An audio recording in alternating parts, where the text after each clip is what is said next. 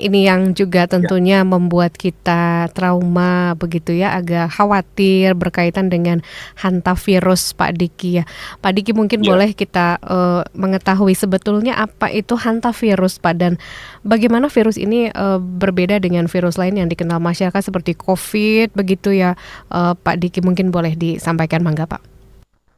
Jadi hantavirus ini sekali lagi dia bukanlah satu virus baru ya. Hantavirus ini adalah kelompok virus zoonosis dari genus namanya Orthohantavirus. Yang sebetulnya virus ini alami hidup di tikus ya, mencit ya, atau rodensia lain. Jadi dia ada di tikus sudah ribuan, puluhan ribu, bahkan mungkin ratusan ribu tahun lalu, dan tidak membuat si tikus itu sakit. Jadi dia disebut dengan reservoir tikus itu kalau sudah itu. Jadi semacam inangnya. Nah, yang menjadi masalah adalah ketika si tikus ini kontak dengan manusia atau manusia kontak dengan tikus dan terjadi kontak langsung atau tidak langsung. Bentuknya dalam bentuk misalnya si tikus mampir di makanan yang akan dimakan oleh manusia yang tidak ditutup makanannya misalnya, kemudian dia berak atau kencing si tikusnya atau dari air liurnya tikus itu misalnya di permukaan meja atau benda yang kemudian dipegang disentuh oleh manusia, kemudian manusia itu menyentuh mulutnya misalnya hidungnya, dan ini akhirnya menyebabkan si hantavirus itu akhirnya menginfeksi manusia. Dan saya menambahkan tadi terlupakan bahwa virus ini saya sampaikan bukan virus baru, ditemukan pertama kali secara resmi tahun 1976 gitu. Dan itu ditemukannya di Sungai Hantan. Jadi pinggiran-pinggiran sungai itu subur, banyak tikusnya yang menyerang tanaman padi dan lain sebagainya. Jadi Hantan gitu. Hantan itu ya ininya nama Koreanya gitu. Nah, tapi sekali lagi penting dipahami bahwa mayoritas hantavirus itu tidak mudah menular antar manusia. Jadi kalau kita tidak ada kontak dengan tikus ya tidak ada penyakit hantavirus di manusia. Nah, yang mendominasi di Indonesia, jadi di dunia ini saya sampaikan di 3 benua, Amerika, Eropa, dan juga Asia, itu hantavirus ini ditemukan pada tikus-tikus di 3 benua itu. Tapi tikus itu tidak sama seperti manusia, ya beda-beda spesiesnya. Ada yang memang tikus besar ataupun tikus yang khusus di 4 musim, misalnya di Amerika atau Eropa sana. Dan di Asia hampir-hampir mirip begitu, terutama kalau di ASEAN adalah tikus perkotaan, itu tikus di rumah-rumah. Nah, di Indonesia, alhamdulillahnya sebetulnya tikus-tikus kita ini punya virus hantavirusnya tipe namanya Seoul virus. Seoul itu ya Korea Selatan, kota Seoul ya Korea Selatan. Nah, tipe dari strain Seoul ini sebetulnya kalaupun dia misalnya menularkan tidaklah seberat yang ada di Amerika sana ya, karena ketika seseorang terinfeksi dia tidak bisa menularkan pada orang lain, hanya dia saja yang sakit, dan itu pun angka kematiannya tidak setinggi kalau yang Andes yang sekarang di kapal pesiar itu loh Mbak Tia. Nah, jadi sebetulnya kenapa yang menyebabkan berita tentang hantavirus ini padahal penyakit sudah lama kemudian menjadi gempar adalah trauma tadi, betul kata Tia. Jadi manusia sajagad ini kan masih ingat bahwa awal mula terjadinya wabah COVID itu diawali dengan kapal pesiar yang mulai berkembang penyakit COVID itu, yang bahkan karena dari berbagai negara sehingga di berbagai negara dia jadi sumber penyebaran juga begitu. Nah, itulah yang sama pola dalam artian kejadiannya ini juga di kapal pesiar. Jadi salah satu dari penumpangnya turun di daerah Amerika Selatan sana, kemudian di daerah yang memang banyak tikus, kemudian dia masuk, nah dapatlah Andes virus itu, gitu seperti itu kurang lebih. Oke, iya ya. Nah ini pendengar PR, jadi ternyata tikus-tikus di belahan dunia itu berbeda ya Pak ya. Jadi kalau Ya, di Indonesia beda. mah balager gitu. Tadi ya, balager nggak sampai menularkan ya Pak ya, nggak seperti itu Ya, ya ternyata. Oke, nah betul. ini Tapi pendengar ya PR. tetap masing bager oge harus dihindari kontak Iya, dengan tikus karena tentu. sebetulnya mah gini ya, nggak apa-apa jadi campur Sunda ya. Nggak Karena apa saya Pak. juga orang Sunda. Jadi sebetulnya kalau dalam konteks masyarakat di Indonesia kemudian kontak dengan tikus ada gejala demam yang menjadi, saya kan dokter juga ya, menjadi kecurigaan pertama seorang dokter Hmm. dalam kasus di Indonesia bukan hantavirus tapi leptospirosis gitu. Oke. Leptospirosis ini bukan disebabkan oleh virus tapi bakteri. Tapi di hidupnya di tikus juga gitu. Nah, jadi kalau hantavirusnya Indonesia maksudnya masih lebih jarang begitu ya, dibandingkan leptospirosis yang sudah di mana-mana, apalagi banjir di mana-mana ya itu juga ikut menyebarkan. Walaupun dengan semakin banyak banjir, semakin banyak tikus, Mm-mm. ya dengan sampah banyak ini juga akan meningkatkan risiko hantavirus sebetulnya. Hmm, iya ya pendengar PR, tetap aja yang namanya kontak dengan tikus nih ya harus diantisipasi ya pendengar, meskipun di Indonesia tidak setajam begitu ya seperti kasus-kasus di Betul, dunia di negara lainnya. Nah seperti itu. betul. Sebetulnya Pak kalau untuk bicara soal tingkat kematian, cara penularan begitu, termasuk juga Hmm. tingkat keparahannya antara virus hanta sama virus corona kemarin itu bagaimana Pak?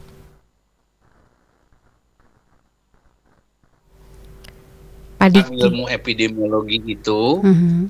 halo, Iya. halo, Iya, Pak. masuk ya suara saya? Masuk, Iya. Pak, lanjut. Jadi dalam ilmu epidemiologi itu untuk melihat oh ini bakal berpotensi pandemi, ada syaratnya.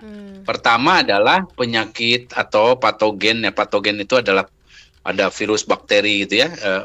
Penyebab sakitnya itu baru buat manusia.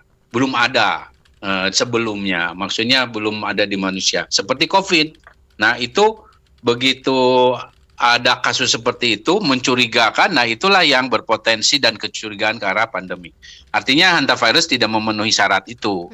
Kedua, sebetulnya lihat angka reproduksi. Angka reproduksi ini yang disebut sebagai kemampuan dari si penyakit ini. Kalau seseorang terinfeksi oleh penyakit ini menularkan pada orang lain itu seberapa banyak. Kalau angka reproduksinya misalnya seperti campak itu 18 angka reproduksinya, berarti satu orang yang sakit campak itu bisa menularkan pada 18 orang lainnya. Itu. Seperti COVID misalnya itu angka reproduksinya sempat 4 atau 5. Artinya dari satu orang sakit COVID bisa menularkan 4 atau 5 orang. Nah, kalau hantavirus itu seringkali angkanya rata-ratanya tuh di bawah 1. Artinya kalau di bawah 1 ya bukan 0 sih, tapi ya susah banget menularnya di antara manusia. Sehingga yang tadi itu ya yang sakit ya itu saja. Tapi kalau itu Andes virus yang ada di kapal pesiar itu, jadi yang paling nakal itu di anak-anaknya hantavirus itu Andes. Kalau COVID yang paling nakal Delta kan, itu Oh, waduh iya. itu luar biasa kan waktu Mhm. itu ya banyak kematian.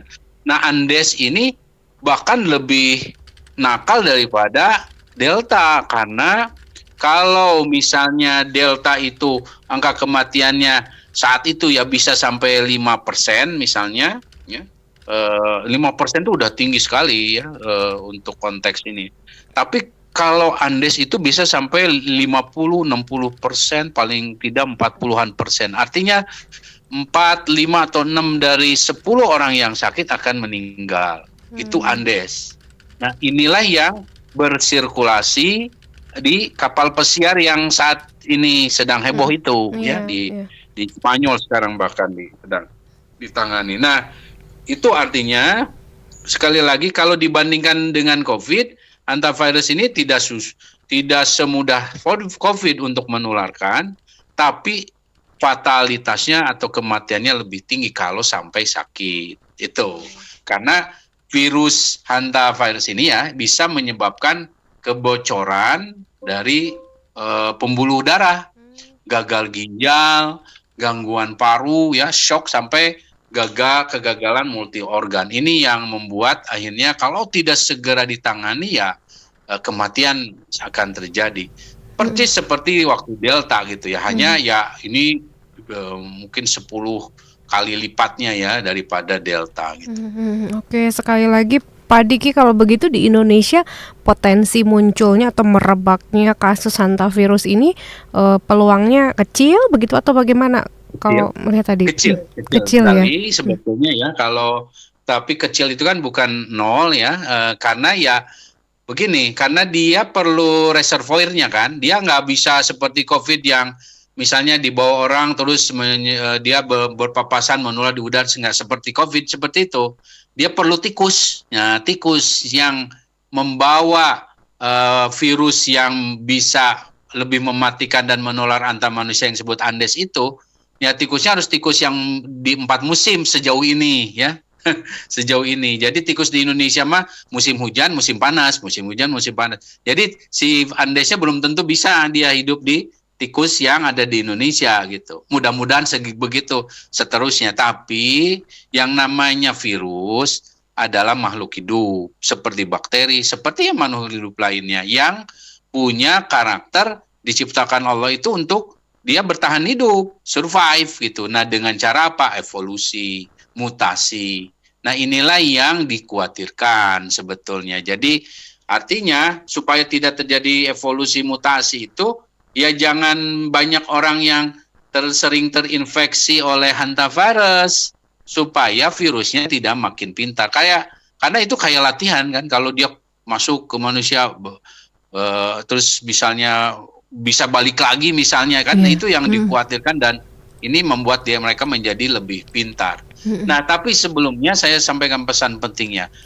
Prevalensi hantavirus atau adanya virus ya hantavirus ini pada tikus-tikus di Indonesia itu paling tinggi se-ASEAN.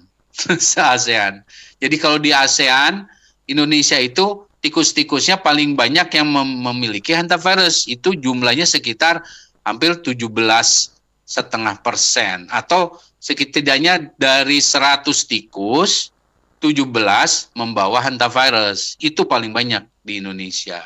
Nah, ini artinya serius sebetulnya karena reservoirnya sudah ada dan artinya potensi menularkan ke manusia jadi tinggi karena jadi banyak kan gitu.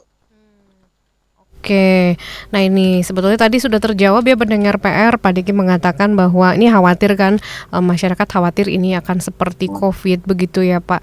Tapi kalau melihat tadi yang sudah disampaikan potensinya kecil tapi tetap kita harus antisipasi ya pendengar PR. Tapi Pak, kalau kita ulang lagi begitu, bagaimana kalau Bapak melihat kesiapsiagaan sistem kesehatan di kita begitu ya terhadap penyakit untuk hantavirus ini? Ya kalau kasusnya sporadis sedikit sebenarnya siap kita. Di Bandung pun akan siap. Tapi kalau banyak, dalam artian banyak itu nggak mesti ratusan ya, puluhan saja. Misalnya ini, karena ini kita kan biasanya yang bisa terjadi potensi wabah lokal ini, bukan wabah seperti pandemi ya. Wabah lokal itu misalnya di gudang makanan. Gudang makanan atau pelabuhan, karena ini tikus kan, kita lihatnya dari tikus kontak dengan manusia, atau daerah banjir atau pasar Andir, mana banyak keruntah deh, pasar Andir, Ciroyom, pemukiman padat. Nah, ini yang bisa menimbulkan misalnya mungkin timbul 1, 2, 3 terus dari beberapa lokasi itu kasus yang kan akan perlu ruang isolasi di rumah sakit, perlu ICU ya, perlu ventilator. Nah, itu kan tidak bisa bareng dengan yang lain. Nah, ini kalau sudah jumlahnya puluhan saja akan repot. Bandung repot, Jawa Barat repot gitu. Apalagi kalau udah ratusan ya Indonesia juga repot gitu. Jadi yang kita harus hindari adalah banyaknya kasus seperti ini. Artinya tetap tidak ada negara di dunia yang bisa dikatakan siap menghadapi lonjakan kasus-kasus seperti ini. Ya, bahkan Amerika Serikat sekalipun ya dia akan kewalahan ya, karena masalahnya 1, 2, 3 kasus saja sudah harus mengisolasi atau netralisir lokasinya cukup besar, dan itu selain perlu biaya, perlu alat, perlu orang kan gitu. Jadi sekali lagi pesan pentingnya mah sebetulnya ya melakukan pencegahan. Pencegahannya itu adalah yang disebut dengan pendekatan One Health. Kebetulan saya adalah member atau Dewan Pakar Dunia untuk One Health dan Planetary Health Network ya, yang antara lain pendekatan ini artinya kesehatan manusia, hewan, dan lingkungan. Lingkungan itu ada udara, tanah, air, termasuk tumbuhan, itu harus sama-sama ditangani, harus diharmonisasi. Nah, ini yang masih jadi PR ya di Indonesia. Jadi jangan hanya manusianya, tapi supaya tidak banyak tikus, termasuk juga jangan hanya manusianya di data kesehatan, hewannya juga begitu. Jadi kalau di Australia, kelelawar disurvei. Jadi kelelawar ini kemarin bawa virus ini, sekarang bulan depan bawa virus apa, itu diperiksa mereka.